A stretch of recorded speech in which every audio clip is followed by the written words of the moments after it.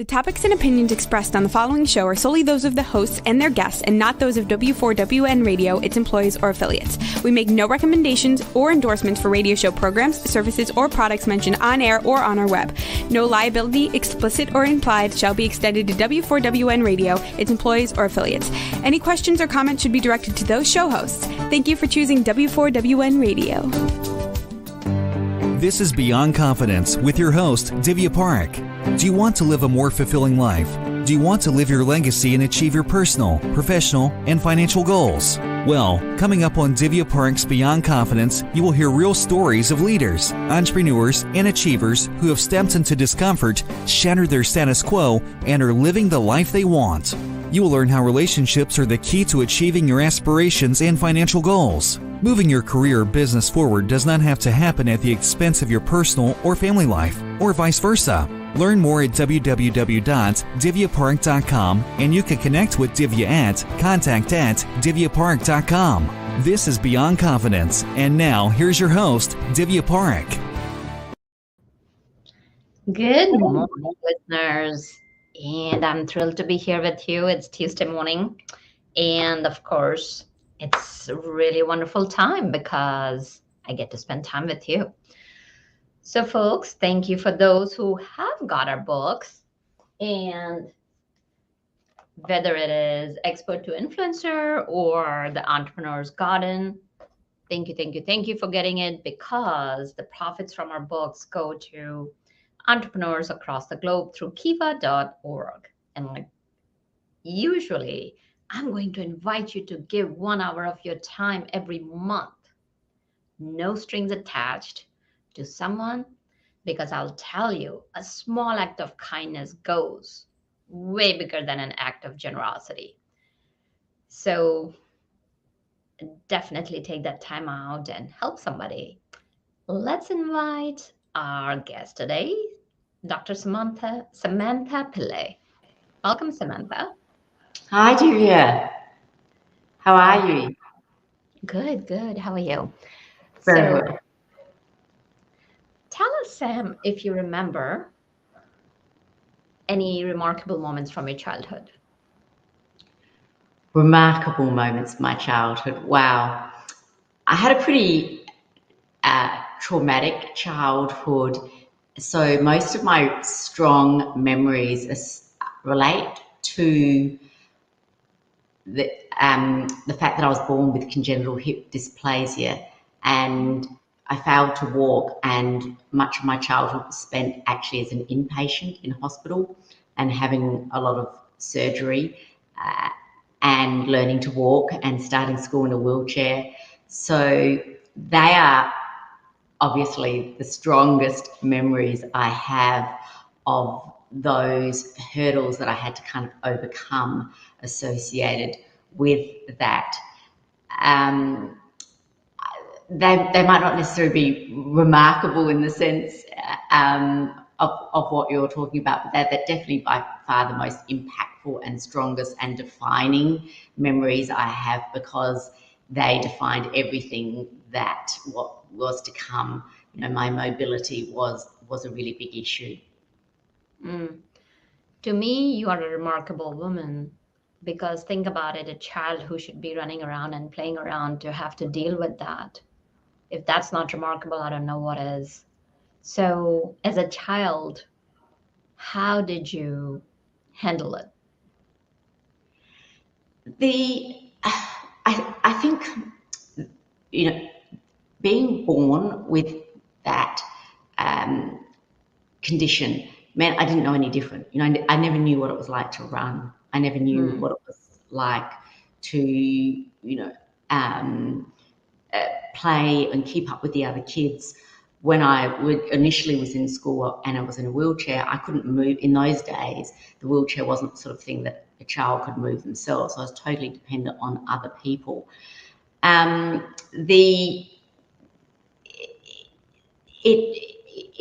had to gradually learn how to go upstairs and how to manage my life in that way. I think not knowing what I was missing out on in some way was an advantage in the sense that I had no concept of what it was like to be able to do those things. There were a few defining moments when I realised that that was the way things were for me. So there was no wanting or wishing or hoping that things could be any different, and my life was going to be what I made of it. And realising that I had a choice to do everything I could to live the best life that I could, because it was very easy to imagine the worst life that I could live if I didn't work, if I wasn't able to live independently or look after myself, if I didn't push myself. So I think that was the start of me realising, first of all, that if I pushed myself, I could have a better result than if I didn't. And that was a choice of one thing or another. And then the fact that if I pushed myself, I could achieve goals and live a happier life. So determining what was actually that there were still things in my power, even though obviously the condition from birth I had no control over. There was an understanding of very many things that I actually did have a control over that could determine my life, my success, and my happiness. Absolutely. So tell us a bit more about your journey in your teenage and what interest did you have growing up? There were a couple of things that come to mind. I remember as a teenager sort of having that aha moment when I realised no one wants to listen to someone who's sick. No one wants to, and I didn't want people to feel sorry for me. There were plenty of people worse off than me with surgery. I was able to walk.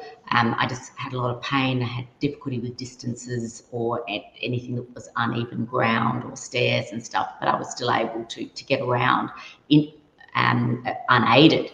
So there were a lot of people worse off than me. And I realised that no one wants someone who's negative or, as I say, wants to hear. No one wants to hear about your illness if you're sick.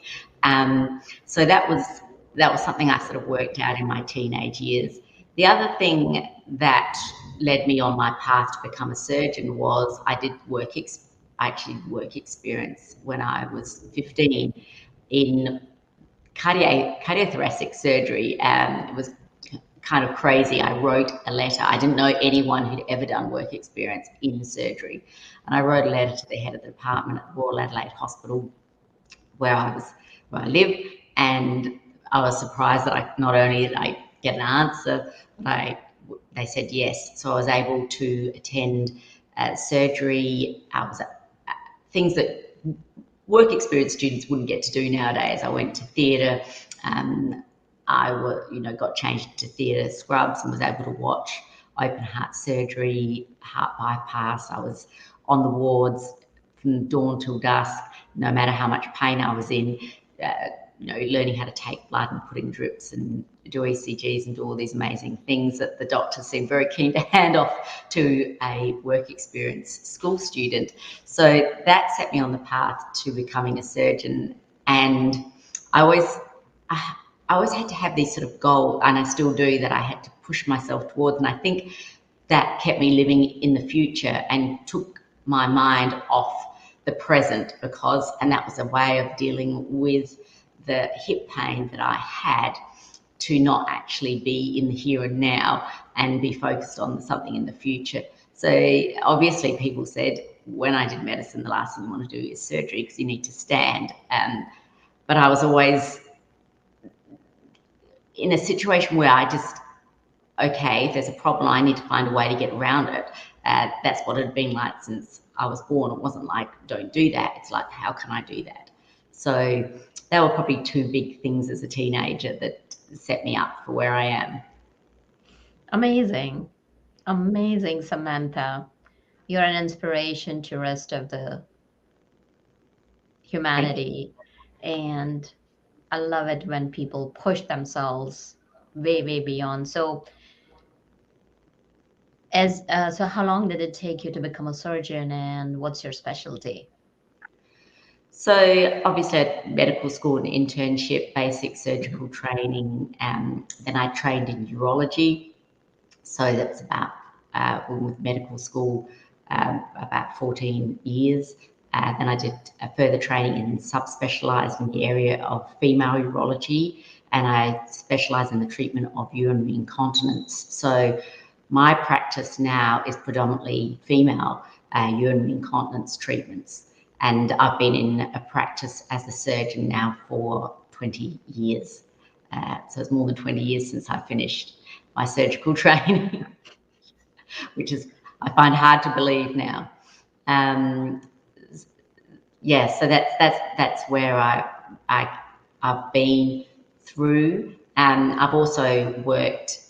I was also interested in business, so I have set up and run my own practice, which I started from scratch. Now there's 3 surgeons and 2 GPs, so it's a centre that specialises in the treatment of female functional urology here in Adelaide, and I've been able to grow that business over the last 20 years as well. And so that's another one of my hats and one of my passions as a solopreneur and female founder. Yeah, it sounds like you have achieved a lot in your life. So what would you say if you were to go back in time? What barriers have you overcome to become South Australia's first female surgeon in urology? So obviously the physical barriers were Right. by far the greatest barriers for me. The just simple things like being able to work, being able to work in that sort of what I would say a normal, well, not more than a normal job because it's particularly long hours and quite a demanding job. That was a huge barrier for me because it seemed almost like I was on this precipice where if I really worked hard, I could have that life. And if I didn't, and I didn't look after myself and didn't maintain my health and my fitness and keep my weight down and do regular exercise, I would sort of slip into this situation where I wouldn't be able to work at all, and I'd be on, some sort of disability type of, support income. Yet on the other hand, I was able to sort of pull it off and manage to be a surgeon, which was far from a disability support income. And it almost seemed like I really did have to push myself from one extreme to the other. So at times I was training 2 hours a day, whether that was physiotherapy, Pilates, strength work, like I was a full-time athlete, just to be able to front up to work. And it left very little time in the day for anything else. Much of my years with managing the pain, other than going to work, there wasn't much else I could do. I had a hip replacement 5 years ago, and that has significantly turned things around for me. When I was sort of 20, which was more than 30 years ago, that wasn't really an option. Hip replacements have got a lot better over the decades. And by the time I eventually had one, it was at the point where I was going to have to stop work because I could hardly, drive for more than 5 minutes or walk more than a kilometre in a day, or struggle to sort of dress myself or have a shower and wash my hair because I couldn't stand for that long of a time. So that's been my biggest hurdle. I'm fortunate that, again, I've been pushing myself to do what people said I couldn't do, which was actually improve my level of function since hip replacement. So I'm very fortunate in my 50s to be better off than I was in my 40s, 30s, 20s and teens, which is, again, a very amazing experience to now be able to do things I've never been able to do before.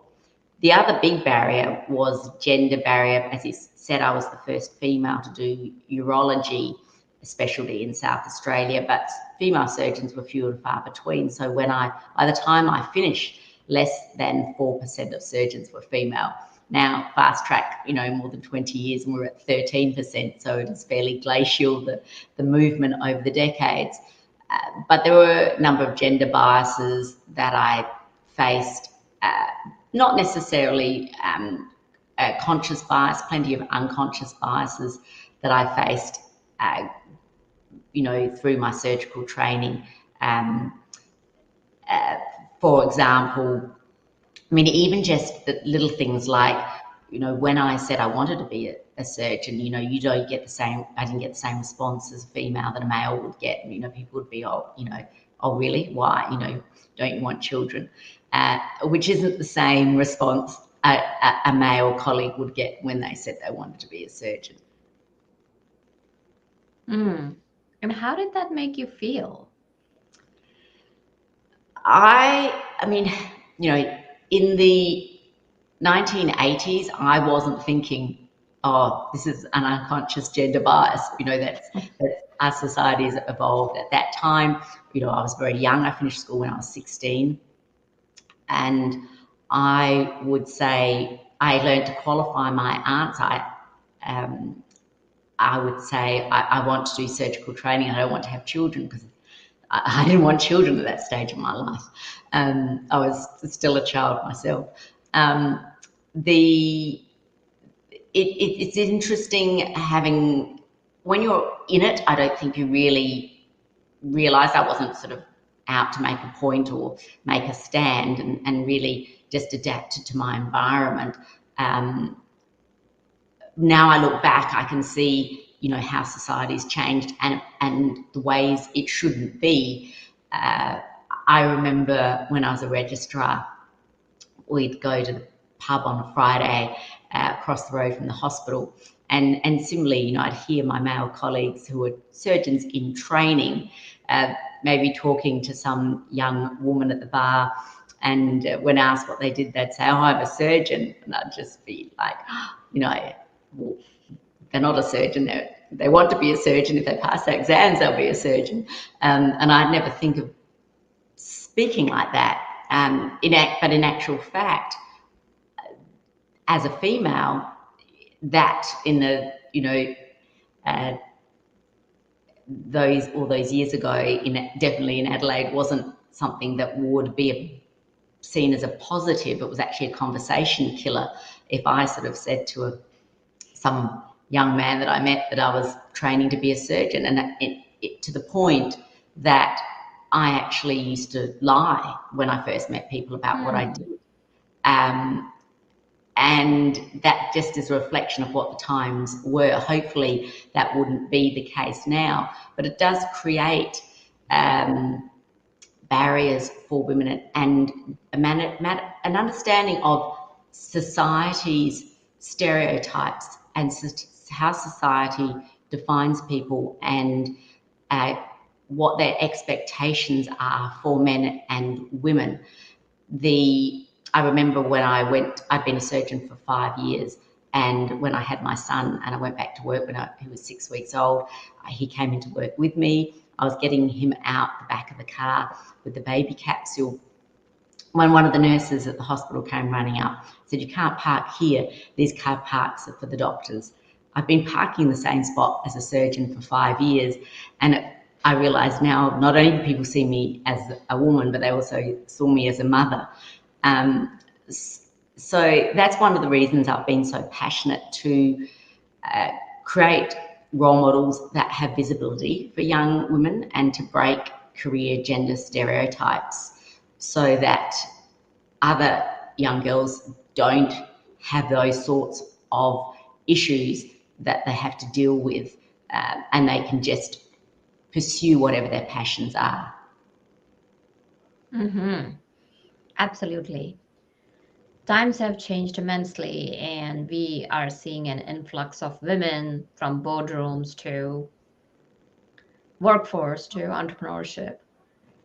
And that said, there, as you said, something very poignant was that, like, a guy would go ahead and say that I'm a surgeon without even thinking twice, and you lied about it because you were not sure how it would be taken by a young man.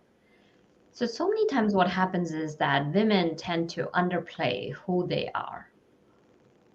And can you share what's the reason behind it and how they can just be themselves without being a braggart?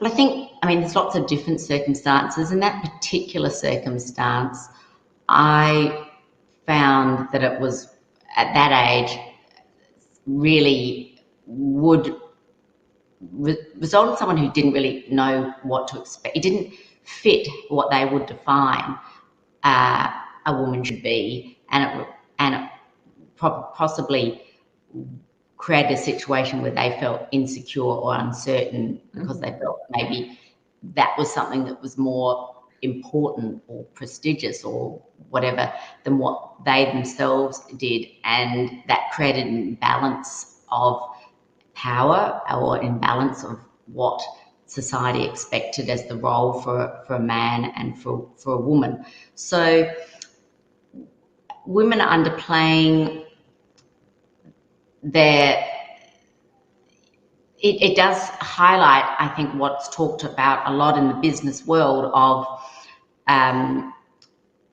male confidence over their ability and qualification, and on the flip side, women's lack of confidence or ability to promote who they are, what they do, or ability to perform. Saying that, despite that was really a gender situation. When it comes to my professional abilities as far as a surgeon, so that not in a relationship situation, but as far as my abilities for a surgeon, I haven't felt that I've had to downplay my surgical skills or my business skills or anything like that. It does have a lot to do with society's expectations. So career gender stereotypes is something that I am quite passionate about. That there's been a lot of work that shows that, these start to form at the age of 3 years of age. We expect teenagers to start to look at what they want to do for their careers in, high school.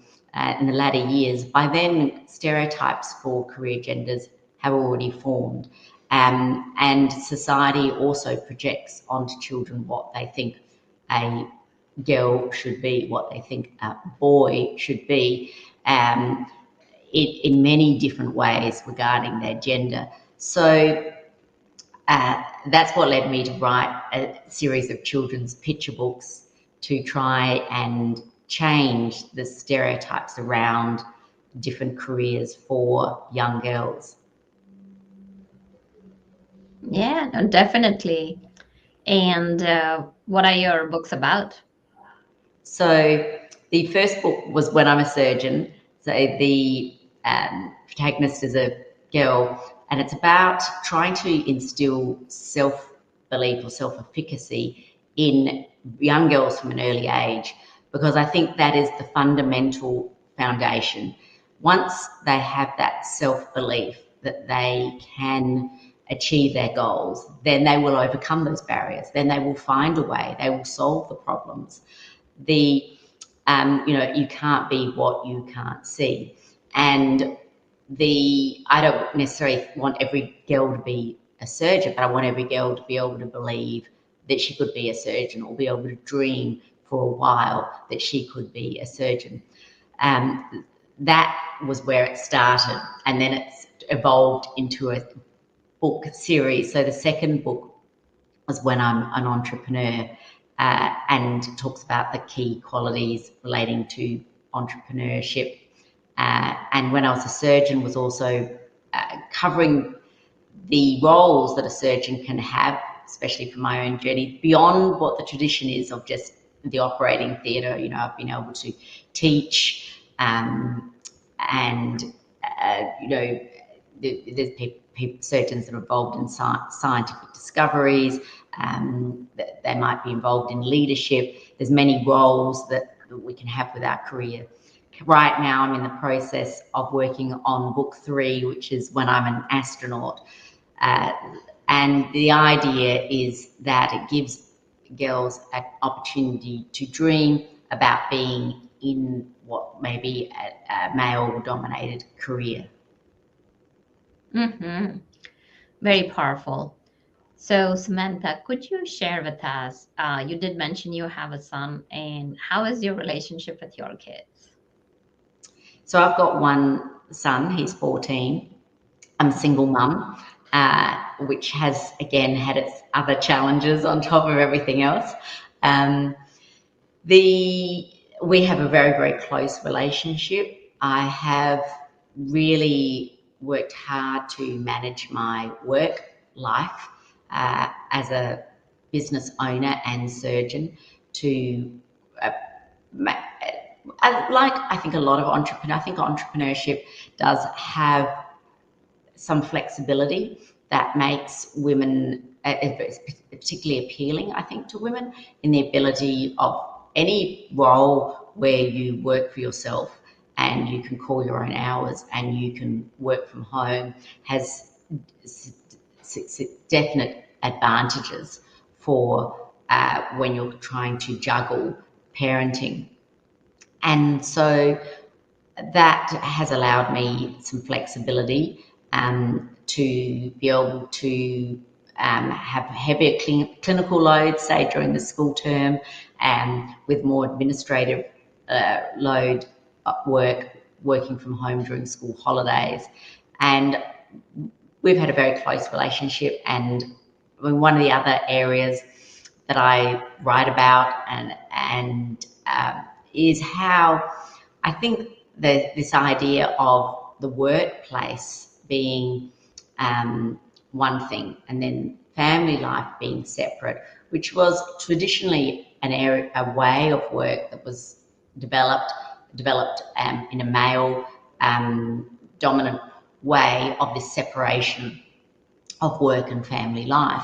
Now that then left to this constant push-pull of work-life balance of, more time for work success, more time for family success. Whereas the ability to integrate work and family life and find ways that through your work that you can spend more time with your kids. So that might have been, my son can text and type faster than I can. He can look things up on the internet. He can take notes. He can run tech equipment. He's listened to so many and been to so many presentations over the years that he's a very good public speaker. So there's so many opportunities that he's got through my work, through networking, people he's had opportunities to meet, that my career has given him those opportunities. And without my career, he wouldn't have had any of those opportunities. And combining that work and his ability to help in work has given him skills, but also allowed my work to be a way for us to have time together. And I don't think people look at their work as a way to spend quality time with their kids, or don't look at it enough. That's powerful, looking at it from another perspective, that because you may be a working mom doesn't mean you cannot have that beautiful relationship with your children, because you are presenting them with opportunities that they would not otherwise have. So that's a very powerful way to take a look at it. And I know you have got some hacks around success and happiness. Why don't you share those with us? Yes, I think there's been a few things that I have come to realize over the years, again, where I have been able to control or make a difference. I think it's very easy in life to sort of not realize the power that I didn't realize the power I had to create the life that I wanted. And I think it comes back to that, realizing there are those things that you can't change, but then when you think about the things that you can change, I was like, well, why would I not change the things that I can change? Because I'm stuck with the things that I can't change. So when it comes to health, I mean, that's another area that I've written about. So I write articles on my website relating to health and all the other things that we've talked about. The 80% of chronic disease is preventable, and as a surgeon, I see people who have significant chronic disease risk factors that can impact on their quality of life. I think COVID's reset people's priorities for health. It's also brought home what those chronic disease risk factors are and what the difference it can make in people's outcome just from the same condition. So with that, one of the things that I became conscious of was, looking after my health from the point of view of exercise and diet. Now, and especially because of my limited mobility, I had to be really careful with my weight. I couldn't carry a 1 kilo handbag because the pain was so bad that just even 1 kilo was too much. It increased the pain too much before I had my hip replacement, just in the lead up to that when it was at its worst. So managing and then trying to manage my weight when I couldn't exercise, I probably then was more successful and more motivated to manage my weight than if I hadn't had a problem. And that led to being passionate about healthy eating. I wrote the No Recipe Cookbook, which was another thing that I wanted to motivate those people who didn't cook. I wrote a cookbook for people who didn't cook to try and be able to have basic home cooking that was nutritious and not reliant on high calorie, high salt, high fat, processed foods where they were either eating out at restaurants or convenience foods or meal deliveries, takeout, etc.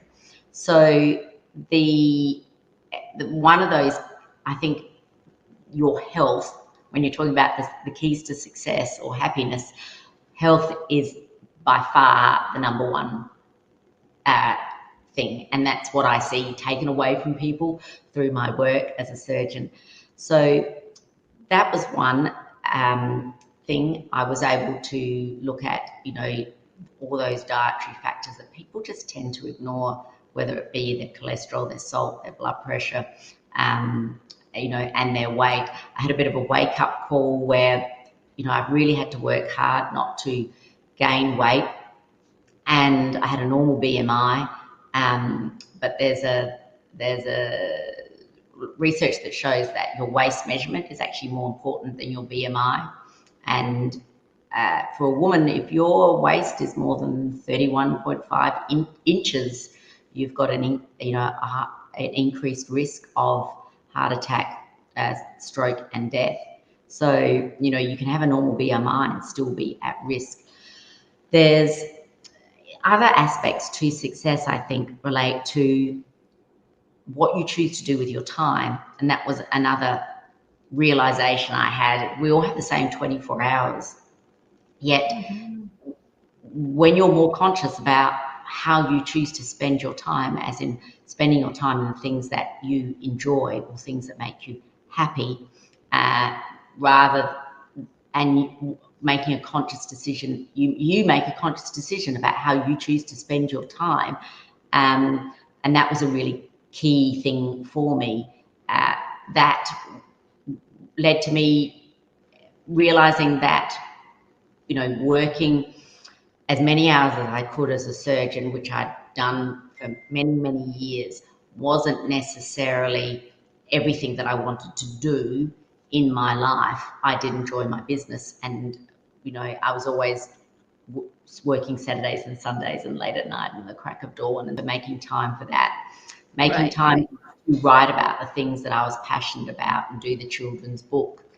And then I suppose the last thing that I'd add to that, in not just of what you do with your time, looking after your health, is the people you spend your time with. And that's the other thing that creates, I think, your happiness in life is making sure you spend your time with the people that make you happy, and either minimizing the time or avoiding the time you spend with the people that bring you unhappiness, or at least, or else doing something to improve the situation so they don't bring you unhappiness anymore. But that's another key, I think, to your happiness. Mm-hmm. No, definitely some great points over there. So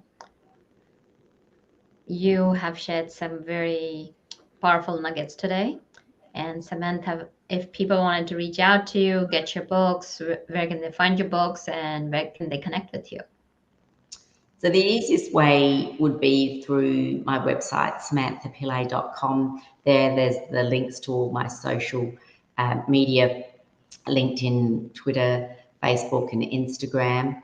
There's also information and links to the books, information about the books. There's some free meal ideas from the No Recipe Cookbook that people can download for free. If you've got little ones, there's colouring pages from the activity books for When I'm a Surgeon and When I'm an Entrepreneur that people can download for free. The books are for sale on Amazon and all the online retailers in print and ebook versions. Well, fantastic. So what is one last tip that you'd like our listeners to leave with? I have two. When I'm talking to kids, I think the biggest thing I say to them is dream big, aim high. That's one of the things I probably didn't dream big enough, didn't aim high enough. When I was young, I didn't really have the courage to dream big or aim high, and I'm finding that now as I get older. But it's not just something for little kids. I think you're never too old to dare to dream big and aim high. Mm-hmm. Beautiful. Well, thank you for joining us, Samantha. Thank you, Divya. I wish you well in all your future endeavors as you continue to shine the light for others and keep on doing your wonderful work to impact people. What a journey. Thank you very much. And I wish all the best for you and your show. And thank you very much for having me on it. Oh, my pleasure. And thank you, listeners, for joining us, because without you, the show would not be possible. And I want to take this moment and thank you from my heart for sharing your thoughts and what is it that you like to have and how we can help you. So continue sharing your love with us, and we love you right back. So take good care of yourself, and thank you, Jason. Be well and powerful until next time. Thank you for being part of Beyond Confidence with your host, Divya Parekh. We hope you have learned more about how to start living the life you want. Each week on Beyond Confidence, you hear stories of real people who have experienced growth by overcoming their fears and building meaningful relationships. During Beyond Confidence, Divya Parekh shares what happened to her when she stepped out of her comfort zone to work directly with people across the globe. She not only coaches people how to form heart connections, but also transform relationships to mutually beneficial partnerships as they strive to live the life they want. If you are ready to live the life you want and leverage your strengths, learn more at www.divyaparekh.com. And you can connect with Divya at contact@divyaparekh.com. We look forward to you joining us next week.